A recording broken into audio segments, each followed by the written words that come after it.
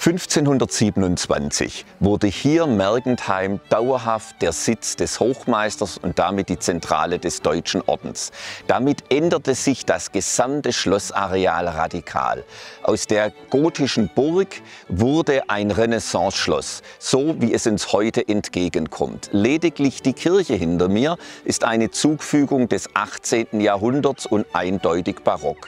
In der Vorburg, im sogenannten Großen Schlosshof, siedelten die ganzen großen Verwaltungsgebäude und auch das Ausbildungsseminar für die Priester. Wir dürfen nicht vergessen, der Deutsche Orden war ein geistlicher Orden, der auch um das seelische Wohl seiner Untertanen bemüht war. Die Hochmeister wurden um 1600 eng in das Hegemonialsystem des Kaiserhauses in Österreich eingebunden. Das führte dazu, dass sie mit wichtigen und hohen Aufgaben im Reich betraut wurden. Sie residierten dann nicht mehr hier, sondern an den wichtigen anderen Positionen in Köln, in den Niederlanden, in Österreich selbst. Was aber immer hier war, war die Verwaltung des Deutschen Ordens. Die eigentlichen Herren über den größten Teil des Jahres waren die hohen Verwaltungsbeamte. Der Fürst selbst kam mit hohem Gefolge höchstens zweimal im Jahr für 14 Tage vorbei.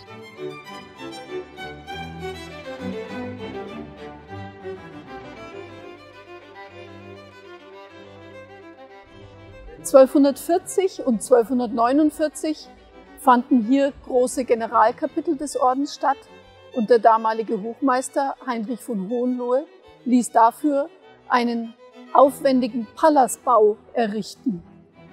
So kann man summa summarum sagen, dass im 13. Jahrhundert die Burg aus verschiedenen Einzelgebäuden bestand. Erst um 1600 fügte man aus diesen Einzelgebäuden einen Gebäudering, wie wir ihn heute erleben. 1590 wurde Maximilian von Österreich der erste Habsburger Hochmeister hier in Mergentheim. Er hatte vor, das zu einer großen Residenz auszubauen. Davon kamen nur Teile zur Ausführung, aber immerhin der berühmte Münchner Hofkünstler Hubert Gerhard kam hierher, um die damals entstandene Schlosskapelle auszustatten.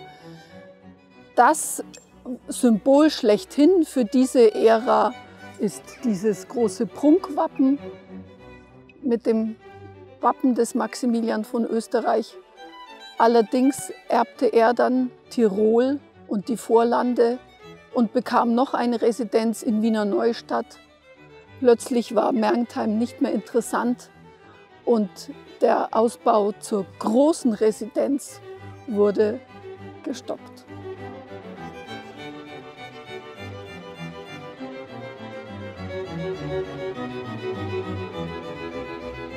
Im frühen 18. Jahrhundert hielt das Barock mit Mächtigkeit Einzug ins Hochschloss Mergentheim.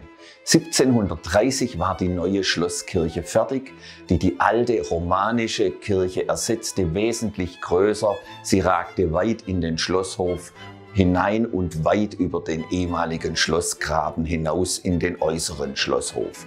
Der Orden präsentierte sich noch einmal mit seinem ganzen Prunk und in seinem ganzen gegenreformatorischen Selbstverständnis. Aber Frau Trentin-Meyer, in der Kirche zeigt sich auch noch ein bisschen steingewordene Machtpolitik und ein großer Wechsel im Orden. Was zeigt uns diese Kirche denn? Im 18. Jahrhundert hatten die Habsburger keine Nachkommen, die sie für die Leitung des Deutschen Ordens zur Verfügung stellen konnten. Deswegen kamen ihre Verwandten, die Wittelsbacher, zum Zuge. Erst der Franz Ludwig von Pfalz-Neuburg und dann der Clemens August von Bayern. Der hat diese Kirche zu Ende gebaut und hat dort deutlich seine Spuren hinterlassen. Über dem Chor hat man das Wittelsbacher Wappen, über dem Kirchenraum das Hochmeisterkreuz und direkt über uns, über dieser Hochmeisterloge, das Kombinationswappen seiner anderen 5 Bischofssitze im Nordwesten des Reiches. Der Clemens August war oft hier, fast einmal im Jahr, und hat zum Beispiel auch hier für 3 Monate mal richtig Hof gehalten, hat draußen im Schlosshof ein großes Zelt aufgebaut, es wurden Opern aufgeführt. Clemens August hat viel baulich für diese Residenz getan. hat diese Kirche zu Ende gebaut und war für Mergentheim eine wichtige Persönlichkeit.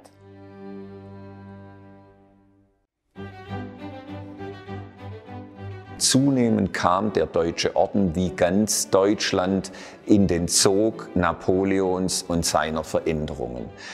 Bereits 1803 war die Herrschaft eigentlich nur noch eine nominelle. Der Hochmeister war meistens in Österreich. Österreich versuchte über das Kaisertum noch die Hand über dem Deutschen Orden zu halten, aber 1806 erlosch auch das Kaisertum des Heiligen Römischen Deutschen Reiches und 1809 kam Bad Mergentheim nach Württemberg. Wir sind ja am zutiefst historischen Ort. Das war ja nicht immer das Treppenhaus, der Gebäudekomplex aber war da. Was hatte es denn im Mittelalter und der frühen Neuzeit hier mit einer Bewandtnis? Also der Eingang zum Schloss kam erst mit dem Bau des Torbaus im 17. Jahrhundert hierher. Der war früher auf der anderen Seite. Und dann Ende des 18. Jahrhunderts war hier das ist ein stark bewachter Eingang und wie gesagt, man musste diesen langen Weg durch die ganzen Höfe bis zum Eingang nehmen. Und dann hat der Adam Stahl dieses elegante, helle, leichte Treppenhaus gebaut und es war noch dazu günstig. Hier kamen keine teuren Materialien zum Einsatz. Wir haben hier einfach Holz, Gips, Stuck, nichts, was teuer war und trotzdem ist ein wunderbarer, leichter Eindruck hier zu verzeichnen.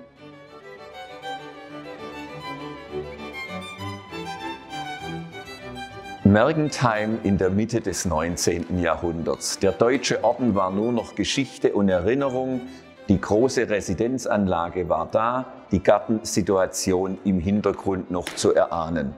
Die Quellen des Reichtums waren gleich geblieben. Nach wie vor beherrschte Weinbau die Hänge, aber es war auch eine neue Erwerbsmöglichkeit dazugekommen. Mergentheim wurde Heilbad. Die gesundheitsfördernden Quellen waren entdeckt worden. Mergentheim versuchte aus diesem Kapital auch Profit zu schlagen. Und die Württemberger brachten tatsächlich wieder etwas höfischen Glanz nach Mergentheim zurück. Von 1827 bis 1860 war das Ordensschloss die Residenz, das Apanageschloss von Herzog Paul von Württemberg, einem Neffen von König Friedrich, dem ersten württembergischen König, der Mergentheim in Besitz genommen hat. Und dieser Paul von Württemberg, Frau Trendinmeier, das war ja ein richtig wilder Hund. Ja, Sie haben ihn auch den Zigeunerprinz genannt. Also der war in Mergentheim, das war hier seine Basis in einer sehr lebendigen Zeit. Mörike war in der Zeit auch hier. Der Schönhut, dieser Volksschriftsteller, der Freiherr von Adelsheim, hat seine Sammlungen später hier betreut. Also das war aufstrebendes bürgerliches Leben. Ich denke, da hat er sich wohlgefühlt. Aber ihn hat es auch immer in die Ferne gezogen. Er war in Nordamerika, hat dort ganz viele Expeditionen gemacht, quasi um den Wilden Westen zu untersuchen, hat Südamerika umrundet, ist nach Afrika und bis nach Australien gereist, hat umfangreiche Sammlungen zusammengetragen, naturwissenschaftliche, ethnologische. Die wurden dann hier ausgestellt im Schloss. Schon damals war hier ein Museum mit immerhin 20 Räumen. Die Sammlungen hätte er gern über seinen Tod hinaus erhalten gewusst.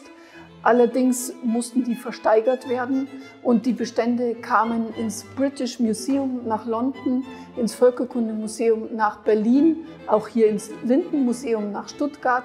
Herzog Paul ist durch diese Zersprengung der Sammlung und dadurch, dass er seine wissenschaftlichen Aufzeichnungen nicht richtig ausgewertet hat zu Lebzeiten, leider etwas in Vergessenheit geraten. Aber wir können ja in diesem Museum an ihn erinnern.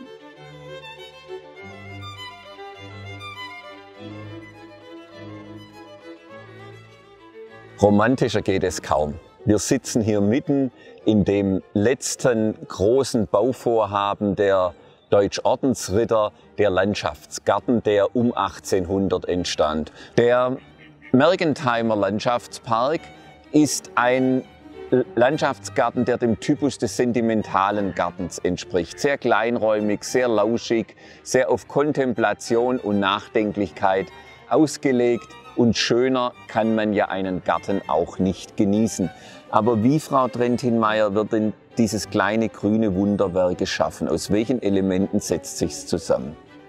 Also man hat hier danach gestrebt, diese Flusslandschaft des Taubertals aufzugreifen, mit Gewächsen, die viel Wasser vertragen können. Nicht umsonst haben wir hier 2 Seen im Park und einen kleinen Kanal. Und die Elemente sind große Solitärbäume, so wie diese wunderbare Trauerweide hier. Dann kleine Gruppenpflanzungen, sogenannte Klumpen heißt es in den Plänen. Dann Haine, also sehr schön einzeln angeordnete Bäume, die zusammenstehen, und kleine Wäldchen. Und es ist eigentlich wirklich ein sehr privater Park, deswegen auch dieses Stichwort der Intimität. Man hat keinen Blick in die weite Landschaft. Dieser Park ist nicht einsehbar.